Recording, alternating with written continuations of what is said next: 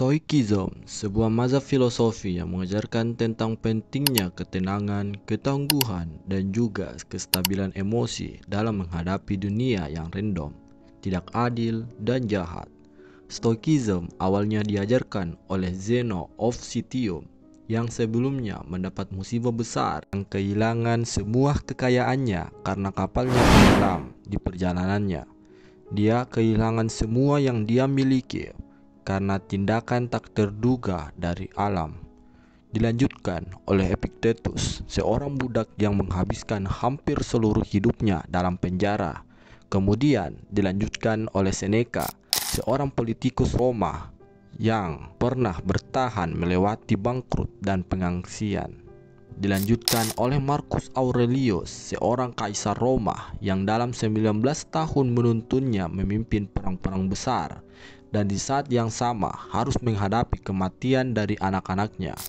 Stoicism ini awalnya mulai di Yunani kuno dan kemudian nantinya mendominasi Romawi kuno. Pengikut-pengikut filosofi ini yang sangat banyak dan menyebar luas mulai dari seorang budak sampai seorang kaisar. Dan masih sangat terkenal sampai di zaman sekarang karena filosofi ini tidak sama seperti filosofi lainnya.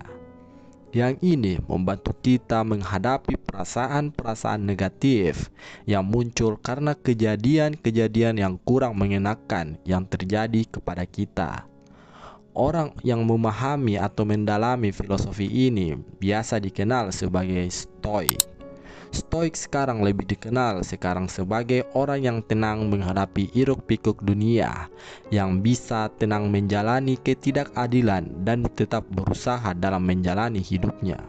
Stoicism ini juga sudah menjadi hal yang umum untuk dipraktekkan oleh pemimpin besar di dalam sejarah seperti Marcus Aurelius. Semuanya dipengaruhi oleh filsafat Stoik ini.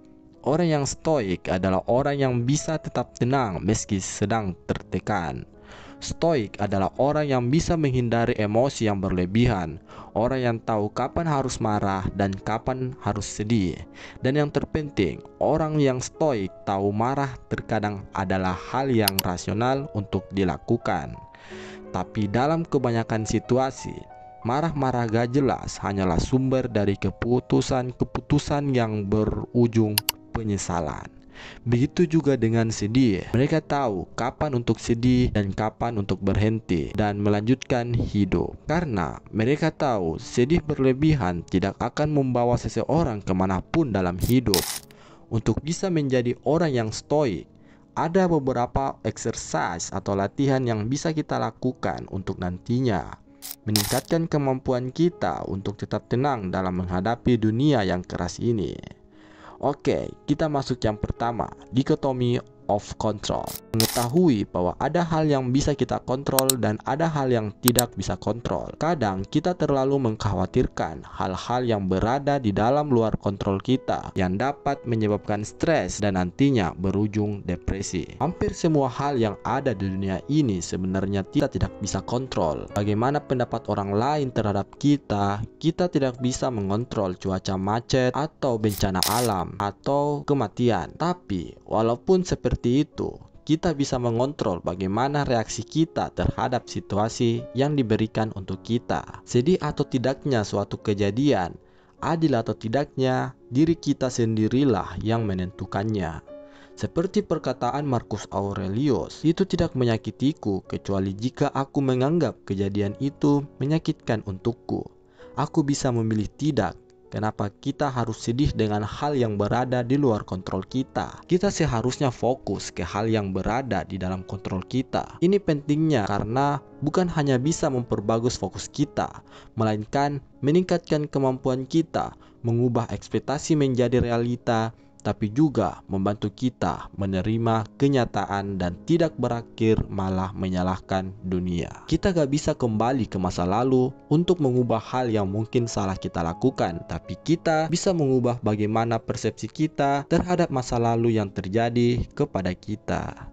Sekuat apapun teriakan dan klaksonmu, macet tidak akan tiba-tiba berubah jadi lancar. Kamu tidak akan bisa membuat dirimu tambah tinggi atau tambah pendek 5 cm cuma dengan berharap. Sekeras apapun kau mencoba, kau tidak bisa tiba-tiba terlahir di negara berbeda. Kau tidak bisa berharap memiliki orang tua yang berbeda dengan ekonomi dan status yang berbeda. Waktu yang kita habiskan untuk mengkhawatirkan dan berharap kosong terhadap hal-hal yang ada di luar kontrol kita, ini seharusnya bisa kita pergunakan untuk hal-hal yang bisa kita kontrol. Kalau seseorang berkata kau orangnya begini, kau orangnya begitu, dan kau tidak suka, berarti kau tidak bisa mengubah pemikirannya dan berharap dia tidak pernah berkata seperti itu. Itu bukan dalam kontrolmu, tapi yang bisa kamu kontrol adalah bagaimana reaksimu terhadap perkataan orang itu. Kamu sendirilah yang menentukan apakah kamu harus sedih, marah, atau tidak mempedulikannya. Itu semua tergantung pada dirimu sendiri. Jadi, coba tanyakan kepada dirimu setiap hari dalam tiap situasi yang sedang kamu hadapi. Kalau bisa, buat jurnal dan refleksilah tiap hari. Mana ada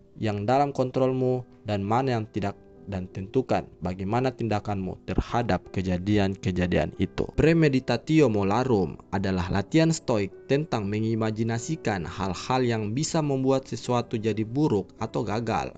Membayangkannya di otak kita, olah-olah hal itu sudah terjadi, bahwa hal buruk yang bisa terjadi akan terjadi. Ini akan membantu kita untuk bersiap-siap akan ujian hidup yang tidak bisa kita hindari. Kita tidak selalu mendapatkan apa yang seharusnya terjadi kepada kita. Kadang hal-hal tidak adil bisa terjadi kepada kita. Secara psikologi, kita seharusnya mempersiapkan diri dan mental kita jika saja hal buruk terjadi kepada diri kita. Untuk kesehatan jiwa dan mental kita sendiri, ketika kita membayangkan hal buruk akan terjadi kepada kita, ketika itu memang terjadi, kita akan merasa baik-baik saja. Setidaknya tidak sesedih ketika kita tidak pernah berekspektasi yang terburuk akan terjadi. Tapi ketika hal yang buruk itu tidak terjadi, kita akan merasa bahagia karena hal yang di luar ekspektasi kita dan hal itu kita inginkan, itu yang akan terjadi. Contohnya Seneca, dia selalu mereview rencananya. Misalnya ketika dia mau berpergian, dia akan membayangkan atau menulis jurnal apa-apa saja nanti yang bisa salah atau membuat rencananya gagal.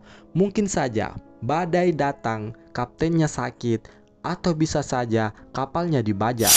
Tidak ada yang terjadi pada orang bijak yang bertentangan dengan harapannya, tulisnya Seneca kepada temannya. Ini juga semua hal seperti ini menjadi seperti yang dia inginkan, tetapi seperti yang dia pikirkan. Dan di atas semua itu, dia menganggap bahwa sesuatu bisa saja menghalangi rencananya. Bayangkan dengan jelas bagaimana kemungkinan terburuk yang akan terjadi, dan juga bayangkan kalau itu masih survivable. Kamu tidak akan mati gara-gara hal buruk itu terjadi padamu. Sehingga kalau misalnya terjadi hal buruk itu, kita sudah bersiap-siap dan tidak mengeluarkan emosi yang berlebihan secara panik, marah, dan sedih. Yang berlebih yang akan nantinya justru malah memperburuk keadaan. Kita masuk ke 4, filsuf hebat dari Jerman yang bernama Friedrich Nietzsche. Amor fati, tidak di masa lalu, tidak selamanya. Bukan hanya menanggung apa yang perlu, apalagi menyembunyikannya, tetapi menyukainya. Stoik sangat kental dengan attitude ini. Epictetus yang hidup sebagai budak yang dihadapkan dengan kesulitan demi kesulitan pernah berkata, mencari hal-hal yang terjadi seperti yang Anda inginkan. Sebaliknya, berharaplah apa yang terjadi seperti bagaimana itu terjadi, maka Anda akan bahagia.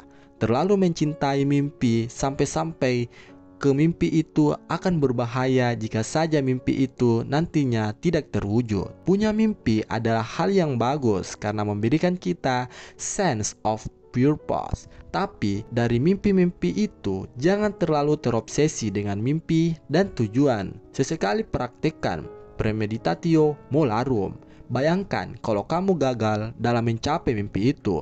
Amor fati sangat bagus untuk kita yang dijadikan latihan dan mindset untuk menghadapi apa yang akan terjadi. Menghadapi setiap momen sebagai sesuatu untuk dihadapi, bukannya untuk dihindari. Tidak peduli seberapa menantangnya hal itu, dan juga menghadapinya sebagai bukan hanya hal yang harus dihadapkan sebagai hal yang oke, tetapi kita harus mencintai apa yang kita inginkan.